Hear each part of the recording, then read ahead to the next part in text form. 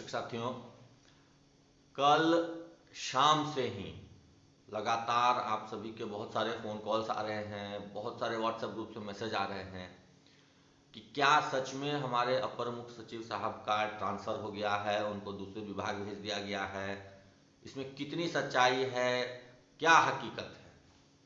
इसको लेकर के लगातार कल दिन भर व्हाट्सएप मैसेज फ़ोन आते रहे, देर रात तक फ़ोन आते रहे, सुबह से ही फ़ोन आ रहे हैं।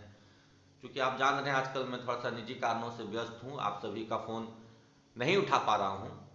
इस वजह से मैं सबके फ़ोन कॉल्स तो रिसीव नहीं कर पा रहा था, तो मैंने सोचा कि इस वीडियो के माध्यम से आप सबों को जानकारी दे दूँ कि क्या सच में के पाठक जी जा रहे हैं, उनकी विदाई तय हो गई है, और अगर ऐसा है तो क्या कारण रहे जिसकी वजह से उनकी विदाई हो रही है। तो जैसा कि आप सब साथी जानना चाहते हैं, तो मैं इस खबर की पुष्टि करता हूं अपनी ओर से कि जी ये बात सही है कि माननीय के पाठक साहब, हमारे अपर मुख्य सचिव साहब इस विभाग से अब विदा हो रहे हैं, उनकी विदाई तय हो गई है।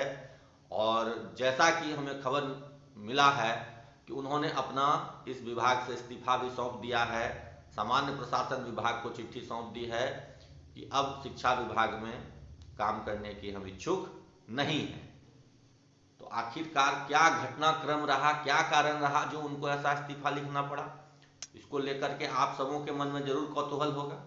और कौतूहल होना लाजमी भी है, वाजिब भी है कि जो माननीय अपर मुख्य सचिव साहब अपने काम को लेकर के इतने एग्रेसिव थे, इतने ज़्यादा वो हाइपर रहते थे अपने काम को लेकर के, और लगातार जनता के बीच भी उनका पॉजिटिव रिव्यू आता था, जनता भी उनके काम से खुश रहते थे। आखिर ऐसा क्या हुआ जो उनको इस्तीफा देना पड़ गया। तो साथियों बताना चाहूँगा कि काफ़ी लंबे समय से माननीय अपर मुख्य सचिव साहब के द्वारा जो कुछ आदेश निकाले गए, उनको लेकर के सरकार नाखुश थी। सरकार में, सत्ता में जो लोग बैठे हैं वो लोग नाखुश थे, और सब लोग मिल करके ये प्रयास में लगे हुए थे कि उन आदेशों को वापस ले लें पाठक साहब। विशेष करके 3 आदेश की मैं चर्चा करना चाहूँगा। पहला आदेश जो उन्होंने संघ संगठन पर प्रतिबंध लगाने के संबंध में निकाला था, उस आदेश को लेकर के। दूसरा जो छुट्टियों में उन्होंने फेरबदल कर दिया था, कटौती कर दी थी, उस आदेश। और तीसरा जो टाइमिंग को लेकर के उन्होंने अपना रुख कड़ा कर लिया था कि 9 से 5 तो 9 से 5 ही रहेगा। इन तीनों मुद्दों को लेकर के, पॉइंट्स को लेकर के सरकार की ओर से प्रेशर था उन पर कि वो अपने आदेश को वापस ले। लेकिन जैसा कि उनका अड़ियल रवैया रहा है कि हम जो कह रहे हैं वही होगा, नहीं होगा तो हम नहीं रहेंगे, ये बार बार वो धमकी देते थे कि मेरा आदेश पलटिएगा तो हम नहीं रहेंगे, हम चले जाएंगे, हम चले जाएंगे। और इस बात को लेकर वो रिजिड रहते थे कि हम जो करेंगे वही सही है, वही सही है। तो इन सब बातों को लेकर के सरकार से उनके संबंध अच्छे नहीं रहे थे।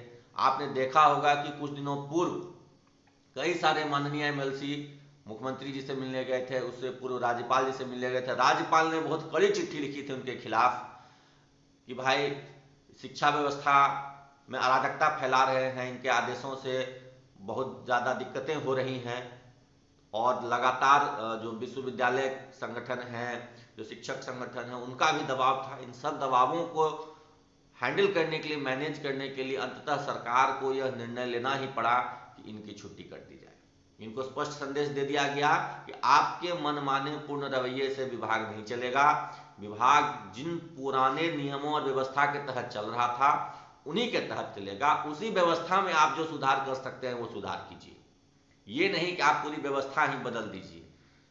9 से 5 विद्यालय कर दीजिए, उसके बाद छुट्टियों में कटौती कर दीजिए, सब संघ संगठन को प्रतिबंधित कर दीजिए, नेताओं पर केस कर दीजिए, उनका वेतन बंद कर दीजिए, ये सब नहीं चलेगा। व्यवस्था पुरानी रहेगी, उसी व्यवस्था को आपको सुधार करना है। विद्यालयों में बच्चों की जो उपस्थिति है वो बढ़ रही है, अच्छी बात है। शिक्षक नियमित स्कूल जा रहे हैं, और सबसे बड़ा फैक्टर इस सब में ये है कि 2 चरण की बहाली हुई है। जो 2 चरण की बहाली हुई है उससे विद्यालयों में शिक्षकों की संख्या बढ़ी है, कक्षावार विषयवार संचालन हो रहा है कक्षाओं का। तो इससे बच्चे आने लगे हैं विद्यालय, नामांकन काटा गया है। इसको लेकर के भी एक बहुत बड़ा विरोध था कि बड़ी संख्या में नामांकन काटा जा रहा है, 3-3 दिन भी जो एब्सेंट हो जा रहे हैं उनका भी नाम काट दिया। इन सब मुद्दों को लेकर के बहुत विरोध था, और इन्हीं विरोधों की वजह से सरकार को यह कदम उठाना पड़ा कि कड़ा संदेश देना पड़ा कि इस तरह से मनमानीपूर्ण तरीके से विभाग नहीं चलेगा, सिस्टम से चलेगा। सिस्टम में आप सुधार कीजिए, सिस्टम को आप बदल नहीं सकते हैं, सिस्टम से छेड़छाड़ नहीं बर्दाश्त की जाएगी। और आपको जो सरकार के आदेश हैं, जो विभागीय नियम कायदे पहले से बने हुए हैं, उनको मानना ही पड़ेगा। आप जबरदस्ती जो है सब कुछ एक दिन रातों रात नहीं बदल सकते हैं। एक कालबद्ध तरीके से, सुनियोजित तरीके से आप बदलाव लाइए, उसमें बदलाव होगा। लेकिन आप जो चाहेंगे कि अचानक सब कुछ बदल दें, 9 से 5 कर दें, रात तक 6 बजे तक क्लास करवा दें, रात में आप सबको जिला मुख्यालय बुला करके सबका स्पष्टीकरण लें, ये सब नहीं चलेगा। जो नियम कायदे हैं उसी से आप बंध के रहिए, उसी से आप चलिए। सिस्टम से चलता है, अदरवाइज सिस्टम कोलैप्स कर जाएगा। किसी एक व्यक्ति के विम्स एंड फैंसीज पर सिस्टम नहीं चलता है। सिस्टम बहुत समय से एस्टैब्लिश्ड है, उस सिस्टम में आप रहिए और उस सिस्टम को सुधार कीजिए। उसमें जहाँ जहाँ कमियां हैं उसको दुरुस्त कीजिए, जो वीक पॉइंट्स है उनको मजबूत कीजिए। लेकिन ये नहीं कि अचानक से पूरा सिस्टम बदल दीजिए, ये नहीं चलेगा। तो इन्हीं सब विवादों की वजह से उनको विभाग से हटाने का लगभग निर्णय हो गया है। और जैसा कि खबर हमें मिल रहा है, उन्होंने अपना त्यागपत्र भी दे दिया है। संभवतः वो स्वीकृत हो जाएगा, उनका दूसरे विभाग में ट्रांसफर कर ही दिया जाएगा और नए अपर मुख्य सचिव हम लोगों को जल्द ही देखने को मिलेंगे। और इससे उम्मीद बंधी है कि जो विद्यालय का टाइमिंग है 9 से 5, उसमें परिवर्तन होगा। जो छुट्टियों में कटौती हुई है उसमें सुधार होगा। और भी कई सारे जो ट्रांसफर पोस्टिंग को लेकर के हैं, विशेष करके महिलाओं और दिव्यांगों को लेकर के जो ऐच्छिक स्थानांतरण देने की बात है, ऐच्छिक पोस्टिंग देने की बात है, उसको ध्यान में रखा जाएगा।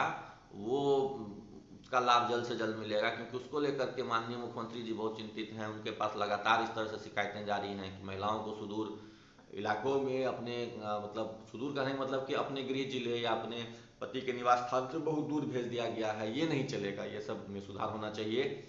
और ये सब के बाद जा करके जो है कि ये सारा प्रक्रिया लगता है कि अब होगा सुधार, जल्दी जल्दी ही सुधार होगा। हो सकता है क्योंकि अभी चुनाव आने वाला है तो चुनाव तक सुधार नहीं हो, लेकिन चुनाव के बाद सुधार होगा।